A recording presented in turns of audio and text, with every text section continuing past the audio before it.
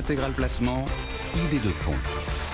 Et on retrouve Mara Dobrescu qui nous attend chez Morningstar. Bonjour Mara, pour nous proposer finalement de jeter un œil sur la gestion ESG et en tirer un bilan de cette année 2018.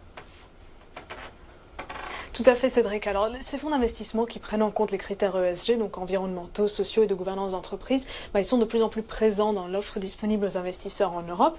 Alors certes, il n'y a pas une seule définition communément admise pour la gestion ESG, mais ce qu'on peut dire, c'est qu'en 2018, il y a eu près de 300 nouveaux fonds qui ont été lancés, des fonds qui se déclaraient socialement responsables, et la collecte nette des fonds ESG a été de 38 milliards d'euros sur l'année. Donc c'est certes une collecte moins importante qu'en 2017, mais ça reste toujours conséquent, alors même que le contexte boursier a été nettement plus morose qu'en 2017. Quels sont les principaux acteurs de cette gestion ESG en Europe ?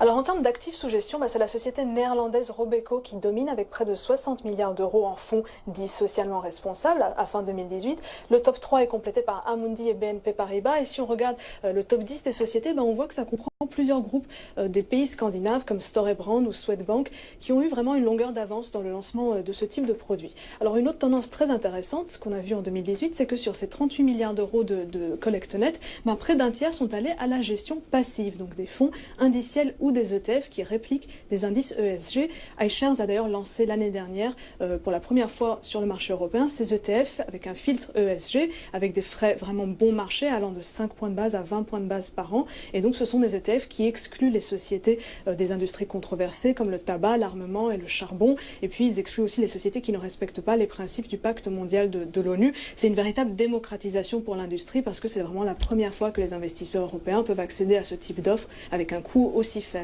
Bon, maintenant quand on sait qui agit, est-ce qu'on peut savoir combien il performe ?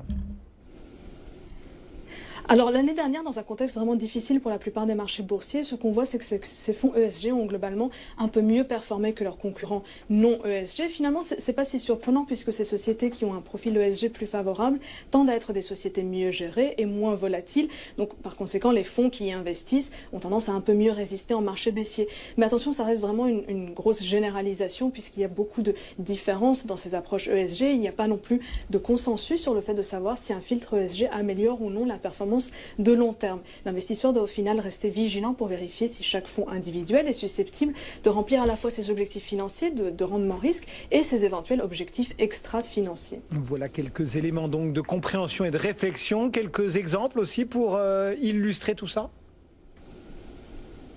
Oui, alors parmi les fonds que nous suivons dans notre base de données, nous sommes en mesure de calculer un score ESG sur la base du profil ESG des titres qu'ils détiennent en portefeuille. Et je peux vous citer 3 exemples de fonds qui sont à la fois parmi les meilleurs de leur catégorie en termes de score ESG et aussi très bien notés par nos analystes sur leur potentiel de surperformance financière. On a le Lazard Patrimoine Croissance, le MFS Global Concentrated Equity et le Uni Global Equities Eurozone, 3 fonds notés Silver. Ce qui est très intéressant sur ces fonds, c'est que vous remarquerez, aucun d'entre eux n'a vraiment un label ESG explicite, mais ce sont plutôt des fonds où c'est la gestion des risques qui pousse les gérants à exclure les sociétés qu'ils estiment trop vulnérables et donc à se tourner vers ces sociétés mieux gérées qui le sont, y compris sur le plan extra-financier. Merci beaucoup Mara Dobrescu donc depuis Morningstar.